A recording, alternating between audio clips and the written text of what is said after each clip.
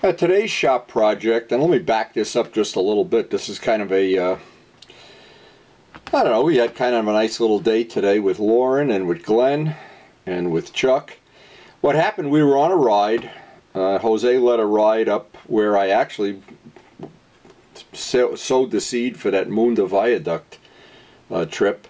But anyway, what happened is Lauren didn't have a tail light or a stoplight. So what had happened is Glenn, the guy, graciously offered to help her fix it. They tried to fix it on a road, but it was a giant ball of tangled wires and whatever.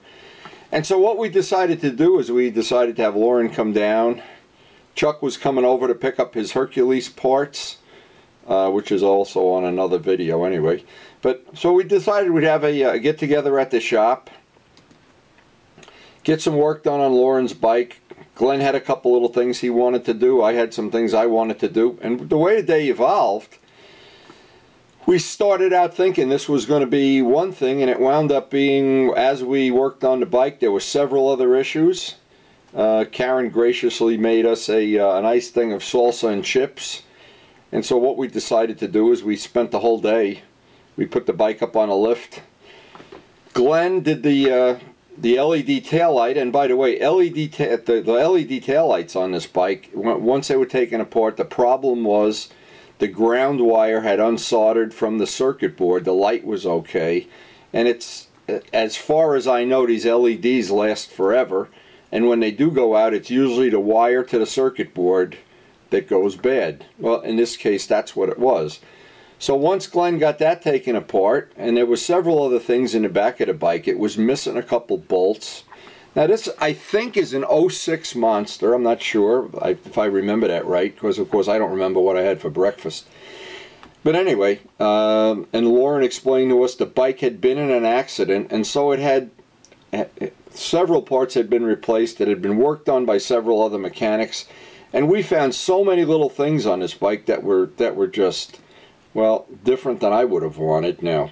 And this is a big one. Now, this is the part of a Monster side cover, and you can see where this has been broken away. There's a little tab up there where a rubber grommet and a bolt go. Well, because we can, with the shop available for the whole day, we can make a little carbon fiber piece for that. And Chuck was very nice about it. The other one was broken in a different way. And Chuck decided that he'd lend a hand with sanding some of these parts down. And I wound up making a carbon fiber reinforcement for this, which a lot of times on, the reason we do this, a lot of times on older bikes, you just can't conveniently buy the parts.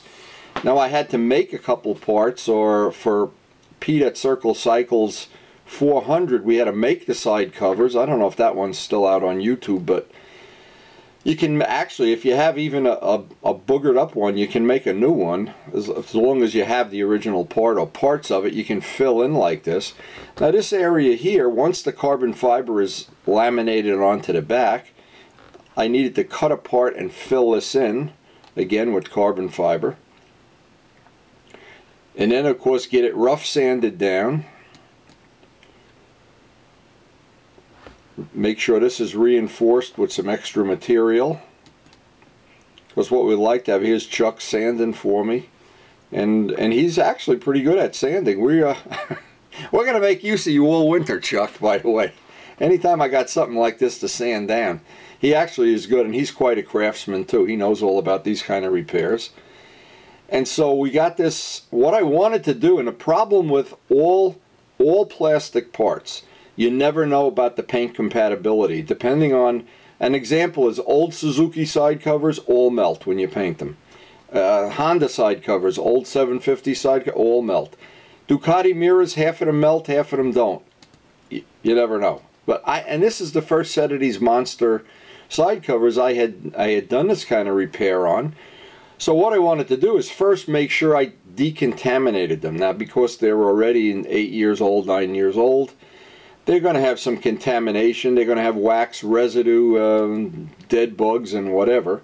So the first step on any of these kind of repairs is to roughen, and I used the roughest sandpaper I had, gouge it, roughen it up, so that the resin will stick, or the CA. In this case we use CA to do these parts, Brodax CA. Once the part is overmade, then I can just go to a Dremel tool and grind it and sand it to match. And now the first thing, and this is a good trick for anybody that doesn't know this, when you're painting these parts that are very old, they're roughened up with rough sandpaper, what I like to do, and it's because I've seen so many melt and have issues, I do this as like to protect myself that it's not going to happen again. What I do is just paint the whole part. In this case, Glen did some painting. I want to just get the part wet. Then take some acetone on a rag and wipe the paint off. And what that does, it just gets every single bit of fisheye problem, contamination, anything done. Now, once that's done, then I got to let it dry for 4 or 5 minutes and then wet sand it out with some 320. And that gets off that first layer of contamination. Now, because Glen is, every week that he's here, we're painting parts of his bikes. I try to get him involved in all the steps of the paint process, because over the winter we're going to do the 2 matching track bikes. What I want to do is I want him to have the experience of doing this. And the good thing about the paint, if we're not happy with it, we just wipe it off or sand it off and start all over again. But getting that first coat to get all the contamination off is the most important part. That's the part most people that do a job like this, they don't understand. Or what's even worse is, or I think it's not as good, is you use primer when you don't have to, and then what happens with the primer, it builds up the paint thickness and the parts tend to crack. Because all of these motorcycles vibrate. There's just no way to avoid that.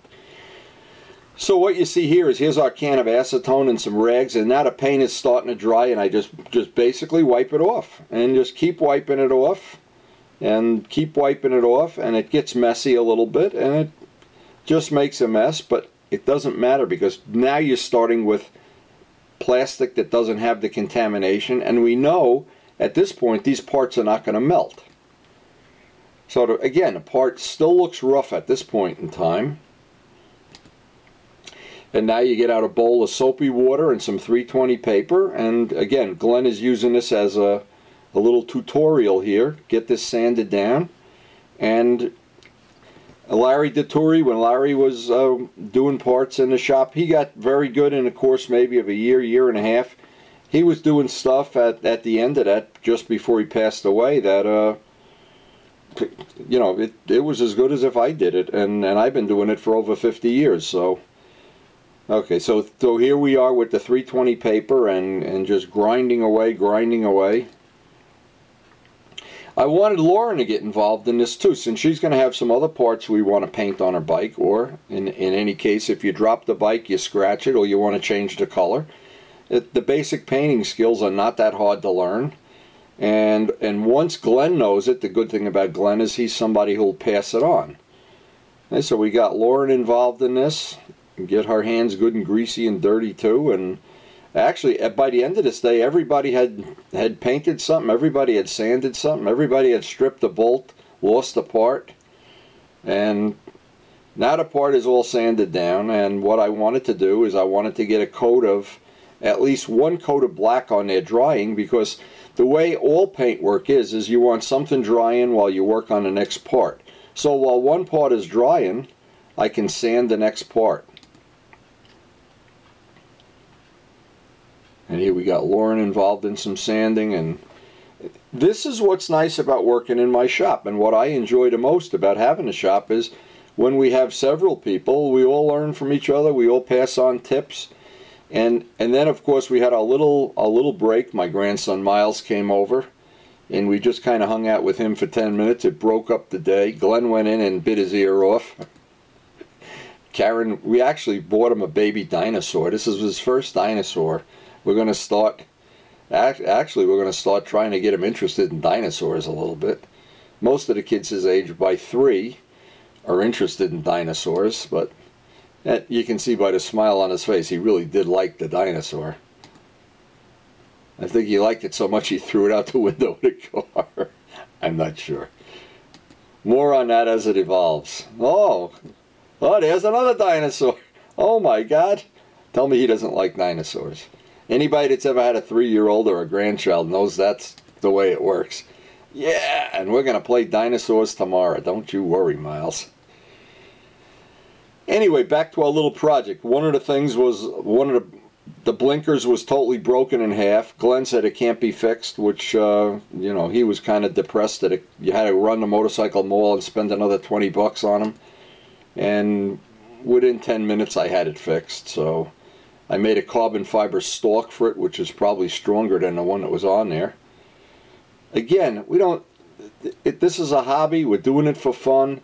It isn't like we're going to go win some award or, you know, the MotoGP award or something.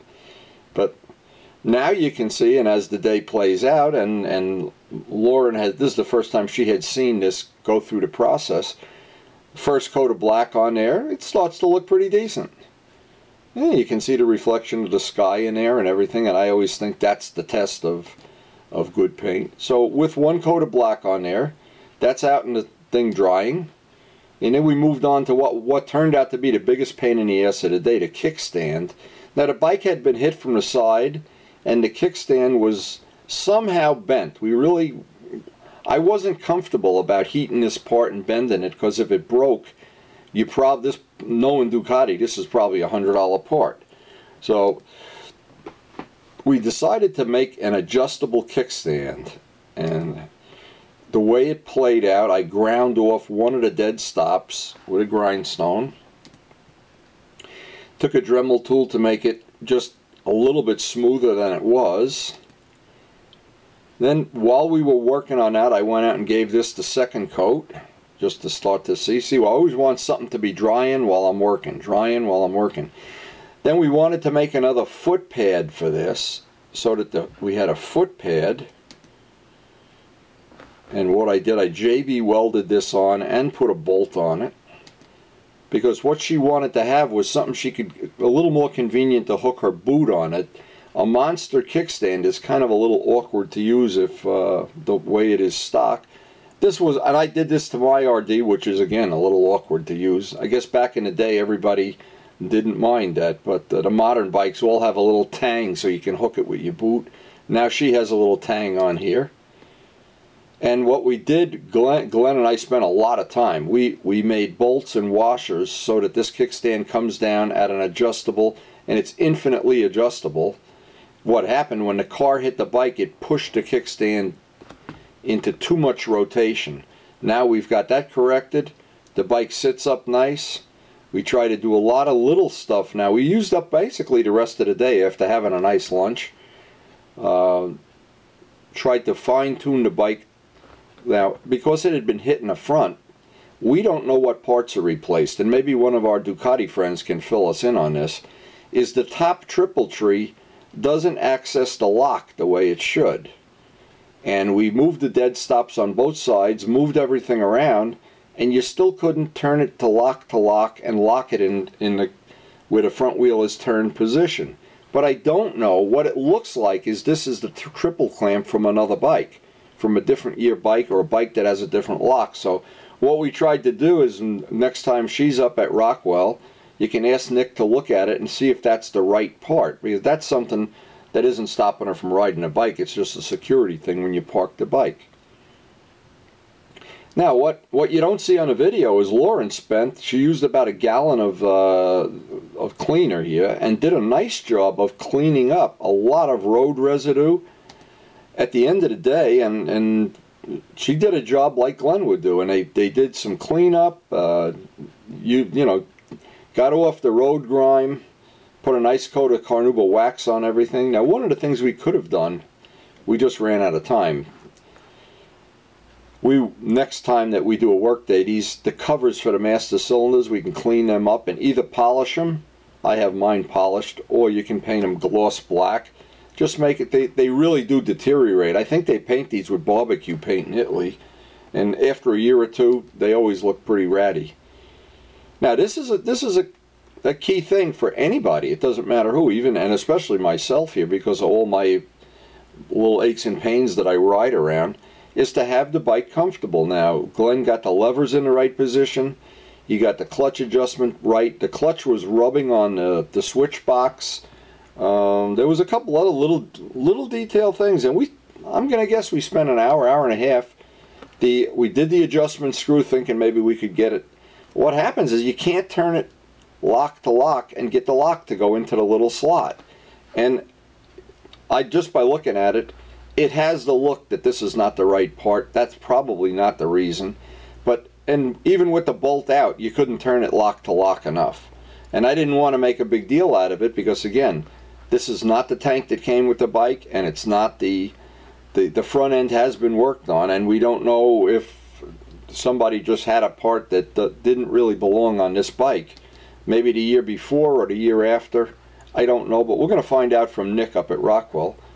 Now, again, these are the adjustment bolts that adjust the lock to lock. We played with that for a little while. And again, here Karen came out and brought us some chips and salsa and whatever. I don't know. At this point in time, we were all pretty excited about the fact the bike cleaned up real nice. Now, there's still a couple of nice issues. Now, I showed Lauren what the technique I used and the material I use to get road grime off, or a bike that hasn't been waxed in a long time, and she just stuck to this like a duck to water. In fact, she took to it so well she burned out my buffer. So and by the way, these little buffers that are so handy for working on bikes, they're about $15 down in Harbor Freight. And what Glenn and I are going to do is take this one apart. It obviously just needs brushes. That's the only part ever burns out. But when I go down to Harbor Freight, I'm going to pick up a couple extra ones because we use these like toothbrushes in the shop. And you can use them for polishing, for cleaning, for buffing. They're just so handy. And this one is probably 2 or 3 years old, and I use it pretty much every time I ride the bike. I do something. I clean one part. And what I like to do is when I go for a ride, one day I'll clean the aluminum, the next day I'll clean the paint, the next day I'll clean the frame or whatever. And so I'm always cleaning pretty much the way I clean my house. I do the floors one day, and I do the laundry the next day, and mow the grass the next day. There's always something to do. And that, to me, that's what makes this whole, the hobby of model airplanes. I'm lost in the 60s here. Whether it's model planes or motorcycles, it doesn't matter. I prefer having a bright, shiny motorcycle, clean. That when I look at it, everything's clean and neat. The people that don't prefer that, fine, no problem. We could still be friends. But I like it that way for me. I like my grass mowed. You know, I like everything that I can touch it and squeeze it, and I don't even have to wear gloves when I ride the bike. Anyway, at the end of the day, and this was really, I thought, a really cool day. And it turned out real nice at the end. And I looked at the bike from every angle, and Glenn was going to take it for a little test ride. The only thing, we didn't have the nut to loosen up the Ducati axle to adjust the chain. The chain was pretty much out of adjustment. Not to the point of being unsafe yet, and because the bike has 30,000 miles, I'm guessing this might even be the original chain. And if it is, it might be time we'll measure it. I have the tool to measure the links. We can, next time that Lauren's here, we can tell her if this chain is getting that close to the end of its service life. And that would be a project for another day. And she's got this. This is unbelievable. She's got a $600 dampener on the bike, an Öhlins dampener. And it's really unbelievable. It was installed by somebody that it turned more one way than the other, which I can't imagine any mechanic couldn't figure that out. But they safety wired it backwards. They safety wired it so that, and it's hard to explain, so that the bolts could get looser but not tighter.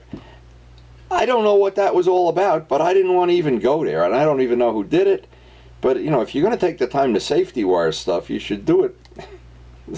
I don't know. Because I used to own an airplane and work on an airplane, I'm pretty aware of how you're supposed to safety wire stuff. But anyway, just beside the whole point anyway. So Glenn was chilling out at the end of the day. He was really happy. The bike was as bright and shiny as you could imagine, and the weather was perfect for the day. And I thought the only thing left would be a little test ride. So we worked all day on this monster, it's Lauren's monster. Did 100 little things. We got some pictures for a YouTube video. Glenn's going to take it out for a test ride. You never can tell if he's going to come back or not. Maybe he'll really like it. No wheelies there's kids in this neighborhood.